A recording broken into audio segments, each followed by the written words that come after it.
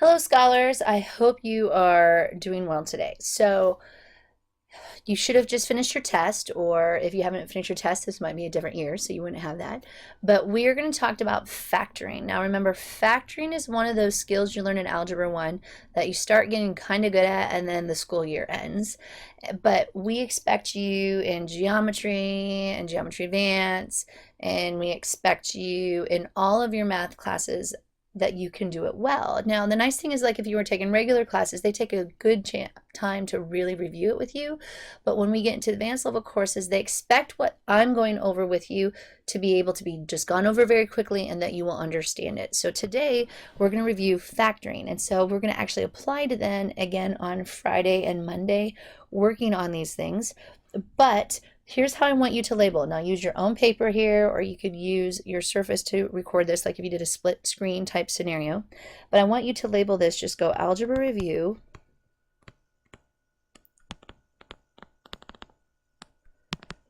Day 3, Factoring. Now I need you to be able to do this well, because we're going to actually apply this on Friday. So make sure you ask questions. I'll be around school on Thursday if you have questions on this. But make sure you take good notes on this, look back, re-listen to it, ask other math teachers at school if you're struggling with it, because factoring is such a key thing. All right, so we need to remember the steps in factoring, like what to look for, what to do. All right, so label this steps in factoring. All right, now I've told you this before many times in class, but there's a number one step you should always do. Number one step, number one step, number one step. And number one step is always look for a greatest common factor. And of course, in math, we have an easy nickname for this, GCF, so greatest common factor. So let me give you an example. Remember, factoring is taking something that's been simplified and breaking it back into its parts. Okay, so we're kind of like breaking it into its pieces that are used to multiply to get it. So here's my first example. We have 3x squared y minus 6x y squared. Now remember, you need to look at each term and you need to decide what can come out. Like basically, I'm distributing it out. I'm dividing it out of each term. So you always look at the numbers first. I have a 3 and a 6. So what number can I distribute out of both of those? Right, I can take out a 3. All right, then I look and I see, okay, I see an x squared and I have an x. Now this is how easy it is to remember this. When you look at your x's to factor them out, if they both have an x in it, you can factor out an x, okay? You can only take the smaller of the two. So you have your x squared, which then means you're going to be able to take out an x. So I can take out an x. Then I have here our y and our y squared, okay? So when I look at that, I see it and I'm like, okay, I have a y squared and a y. Well, I can only take out the smaller one of the two, so I can take out a y. All right, so taking that out, what can we possibly, now let's say divide it out. So let's look at the first term. I take out a 3 and divide it by 3, that's going to be 1. I have an x squared, I take out an x, right? So that leaves an x. And I have a y, right? And I took out a y, so that's going to leave as 1. So you should only have an x term for the first one. I'm still going to have my subtraction sign, but what's 6 divided by 3? 2. And I have an x there, but I'm dividing out an x, so there should be a 1 there, so that's understood there. And I have a y squared, and I'm taking out a y, and so I should have a 2y. Now, how do you know if that's correct? If there's no other greatest common factors that come out, and if you distribute, you should get back to your original. So that's how you can double check yourself. Just another quick example of this, you could have something like 3x to the 4th minus like x squared plus 2x. I look at that, I'm like, all right, how can I factor this? Is there anything I can factor with it? Well, one thing you can do is, again, look at all three terms. So I have a 3x to the 4th, x squared, and x. Well, they all have x in it, so that is your greatest common factor. So I can take out an x, and so then what do we have here? We get 3x cubed minus x plus 2. Does that make sense? Okay, good. All right, so let's just hopefully make sure that we are able to work with that a little bit more.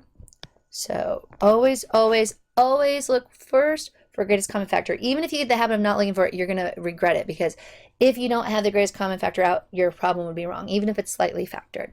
All right, so what's the next thing you look for? Now we look for patterns before we do it. We always look first for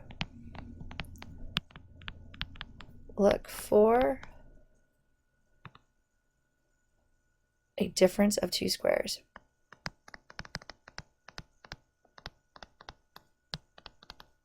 Of two squares. So our first one is, we got a 2x squared minus 8. Now, I'll explain what difference of two squares after you do the first thing you're always supposed to do with factoring. And the first thing you're always supposed to do is take out a greatest common factor. So I look at both terms and I get what can come out. Well, 2 can come out. So I get 2 comes out and I get an x squared minus 4. Now this, my friend, right here, and I'm going to highlight it in, oh, let's go green. That is a difference of two squares, because x squared is a perfect square and 4 is a perfect square. And we know that there's a subtraction sign, so that's where the word difference comes from. Now, this is still a quadratic, and we actually get that by actually multiplying two binomials. So we're going to use the idea that we did the other day of the idea of conjugate binomials. So when you factor, you start the same thing. I know it's a difference sign here, so I have to subtract 4. So I know I'm going to have plus or minus going to be in here. I have an x squared, but you take the square root of it, so you got x and x. And then I'm going to take the square root of 4. Well, the square root of 4 is 2. And so now that's completely factored. How do I know if that's right? Well, what if I do the OI? I get negative 2x. Inside's a positive 2x. What do those add together to be? 0. And so that means my middle term's gone. But x times x is x squared. And now negative 2 times negative 2 is positive 2 times negative 2 is negative 4. We know it's completely factored. So that's a difference of two squares. Another real common example of a difference of two squares here would be something like 4x squared minus like 25. I look for greatest common factor first. There isn't one. But I recognize 4x squared is a perfect square number and 25 is a perfect square number. So you put a plus or a minus in. I think it's almost easier to take the square root of 25. So we got our 5 and 5. But then what's the square root of 4x squared? Well, the square root of 4 is 2. And the square root of x squared is going to be x and x. And there you have your completely factored problem, even though I don't like how that looks, so I'm going to rewrite it. So your 2x minus 5. Perfectly factored problem. Now, let's take it a little bit up a notch with this one. What if I had the following? X to the 4th minus 16. Is that a difference of two squares? Well, the answer is yes, because remember, any even exponent is a perfect square number, and 16 is a perfect square number. So we're automatically going to go to our two sets of parentheses. So I have my plus and I have my minus. I can do the square root of 16 first because that's easy, 4 and 4. And then I get the square root of x to the 4th. Remember, what is the square root of x to the 4th? Well, that's x squared. And then before you're done, you have to ask yourself, is there any other factoring that I can do here? And the answer is yes, there is. I still have a difference of two squares. X squared minus 4 is a difference of two squares. Our x squared plus 4 is an addition. It's the sum of two squares, so it's not factorable. So you rewrite x squared plus 4 because I can't factor it, but I can take what I have there highlighted in blue and factor it even more. So we have our plus and our minus. We get the square root of 4. That gives me my 2 and my 2. And I have the square root of x squared, which is x and x. Now I'm completely factored. Believe it or not, that's what x squared, x to the 4th minus 16 factors into. Kind of crazy, isn't it? All right, so that's our first two things that you look for. And then there's a pattern that you need to look one more time. And it's actually the pattern we learned to develop when we were working with completing the square. This one is called looking for a perfect square trinomial. So after you first always look for greatest common factor, then you look to see if it's two terms and it's a perfect square, a difference of two squares. Then if it has three terms, you look for patterns to see if it's a perfect square trinomial. always look for perfect square trinomials. All right, let me give you an example of what a perfect square trinomial is. Trinomial, I can't even say believe what I just said. Trinomial, like trinomial is what I meant to say. Wow, been a long day already. So we get x squared minus 6x plus 9. Now here's a few things you need to know about perfect square trinomial. You will always have an addition sign right here. If there's not an addition sign, it is not a perfect square trinomial. Plus your last term right here has to always be a perfect square number. So like 9, 16, that type of scenario, 25, and so on. Also, the first term also has to be a perfect square trinomial. I mean, a perfect square number. So that also happens. So like x squared, obviously, is perfect square. One reason why it always has to be a plus sign is really it's going back to the idea of when we worked before with binomials being squared. So let me remind you of this. So if I had an x plus 2 squared, to square it, I rewrite it in my two separate numbers, but then we FOIL it and we end up getting x squared plus 4x plus 4. Now notice addition sign here. Perfect square number in front is x squared. Last number is 4. And remember, if I OI, I can see how I got my x plus 2 times 2x times 2x. See how it works. This one is a perfect square trinomial. Now, same type of scenario was used. Remember, we actually went from here to here when we were doing perfect square trinomials for completing the square. So that's the pattern we're using. So I look here and I go, okay, it's probably a perfect square trinomial. I'm going to try it. So to be a perfect square trinomial, I have to have the same sign. So this is same sign, both going to be subtraction. I have an x and an x. Well, I'm going to try the fact that it's a perfect square trinomial. So I take the square root of 9, which is going to be 3 and 3. Now, how do I know if this is right? Well, we OI it. We take the outside, which is a negative 3x, take the inside, which is a negative 3x, and then we get what? A negative 6x. Pretty phenomenal value on that. So, perfect square trinomial. Now, you can answer it another way when you're looking at this one. You could answer it as a binomial being squared. That'd be really fine. Well, let's do another one that's kind of easy to do. How about, what if I said something like this? X squared plus 10x plus 25. What do you guys think? First of all, I look for greatest common factor. There isn't one. Again, look for GCF. Then I'm like, okay, it's not a difference of 2 squares, so I'm going to try perfect square trinomial because x squared is a perfect square number, 25 is a perfect square number. I look here and go same sign. This time they're both going to be addition. So I have x, x. And then I just take the square root of 25. Well, the square root of 25 is 5. Then OI it. Outside 5x, inside 5x. 5x plus 5x, is that a positive 10x? And the answer is yes. So it works. Again, you could also write it as the quantity x plus 5 squared.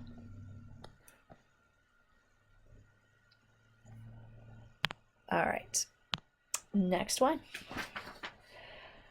Let's look now at the form that we use probably the most of all of them. And anytime that we're trying to factor the form, ax squared plus bx plus c, which is a quadratic, we most of the time use, I call it logical guess and check. And with logical guess and check is what we've been using throughout this year. You look for certain numbers that go together, but we look for the signs that we multiply together. Those type of things that help us logically choose what we're working with. So to do this, the best way I've ever learned about doing a logical guess and check is just to try it real quick. So we're going to try a fairly hard one here, and it's the following. So we get 3x squared minus 16x minus 12.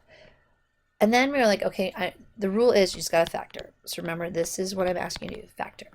So what's the first thing I look for? Well, the first thing you look for is the greatest common factor. Do I have anything that comes out of 3, 16, and 12? And the answer is no. Can I pull a variable out of all three? And the answer again is no. So now you're to the point that it is just a trinomial, that's a quadratic, that you want to try now your logical guess and check. Now, here's a few things you want to remember. First things first, you need to remember to look at your signs, because I always think it's easier to figure out your signs first. So if your constant is subtraction, what are the signs inside of your parentheses? That's right, you're going to have a positive and you're going to have a negative. Then you look at your first term, your 3x squared. Well, you sit there and see if you can factor out the coefficient. Well, in this case, I can't factor out the coefficient. I only have two numbers that multiply together to be 3. That's 3 and 1. So you're going to end up having a 3x and you're going to have an x. Now, I need to now think of what factors of 12 I possibly could use in relationship with that 3 and 1x. But we normally have 1 and 12, 2 and 6, 3 and 4 are your combinations. And most of the time what we tell people is you should always try the ones that are closest together first. Now, here's how easy this one is. First of all, I cannot put the 3 here, because if I did that, I would have a greatest common factor out of 3x plus 3. And this problem, you already told me, had no greatest common factor, so it cannot go there. So I'm going to try 3, and I'm going to try 4. So then you're going to practice by multiplying it through. What's 3x times a negative 3? What's a negative 9x? Inside, a positive 4x, which gives you a negative 5x. Well, my answer is a negative 16. Now, there's no other way I can combine these numbers. So I am realizing now that 3 and 4 are out of here. But that means I can try 2 and 6. Now, do I want to put the 6 here? No, because 3x plus 6x has a greatest common factor. So instead, you're going to put your 2 here and your 6 on the other side. Now, how do we know if this was done right? You've got to what? Oy. So my outside is going to be a negative 18x. My inside is a positive 2x. I get a negative 16x. Well, what do I have up here? A negative 16x. Well, that means you then factored it right.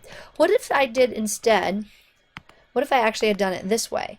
Well, what would happen is you would end up getting a positive 16x, which is the exact opposite of what you want. So what do? Well, what you do is then that you just switch the signs.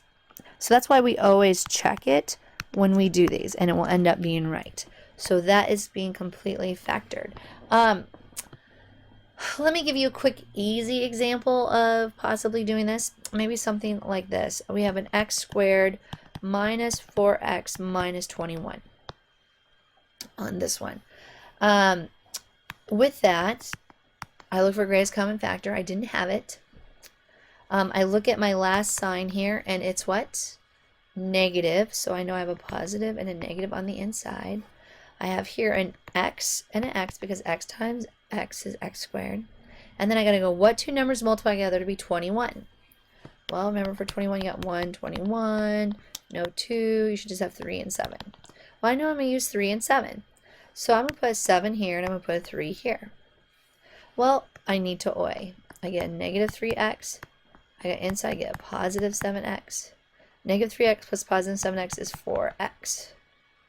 Now, what's the problem here? Oh, that's positive. I need it to be what? Negative. Put an addition sign, subtract, try it again. Negative 7x plus 3x, that's a negative 4x. So always, this is why it's called guess and check. You are going to logically guess numbers to put in, but you always check your answers to make sure your signs are right and that you made the right choice. All right, one last way that you need to remember how to factor, and that is factoring by grouping. Now, this one you're only going to get like 1 or 2 examples, even like on the homework. You will get a lot better at this next year. But when are you going to use factoring by grouping? When you have something that looks a little bit more like this. I have a 6x squared minus 3x plus 2xy minus y. And I can't combine my terms anymore together. So when I'm looking at this, I got to think about like, how can I group these together? How can I do things so I can, in order to factor? Well, when you do that, you actually kind of put it in your own group. So you kind of put two that kind of logically make sense together. Like, so I put the y's together and I put my x squared and my x together.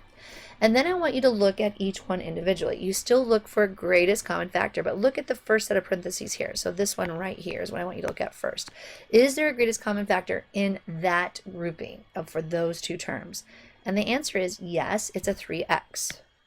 So I take it out, and so I factor it out. So I got to divide inside my parentheses up above each by 3x. I get left with a 2x minus 1. So basically, remember, instead of distributing, I'm kind of going backwards. I'm pulling it out. And then if I do that, I really truly want a 2x minus 1 on the other side for the other term. Otherwise, I can't use factoring by grouping. So when I look here, I look, all right, what thing comes out the most? Well, it comes out a y. So when you do that, you factor out now a new GCF. This, my friend, is your greatest common factor. It's just in parentheses. So I take it out, and so I get a 2x minus 1. If I take it out, what's left? Well, what's left there if I took the yellow highlighted stuff away? Well, you get left with a 3x plus y, and that is a completely factored problem by grouping. All right, I'm looking at your homework. I see one factoring by grouping problem. I'm looking at a lot of these. If you don't do greatest common factor first, you're going to get a lot of these wrong. So make sure you're looking for greatest common factor. Remember, so let me write that down. Always look for greatest common factor.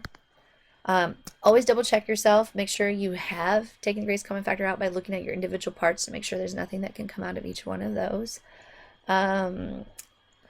Sometimes that's all you can do. You can only take out a greatest common factor. I should say take out a GCF. So understand all these methods are on here. So I'm looking at your homework. You have 15 factoring problems, and then you just have more equations of lines, completing the square type problems for you to work on. Does that make sense? All right. So guys, I hope that your test went well. Get the notes done and then get your homework done. Sound good? All right. Talk to you guys soon.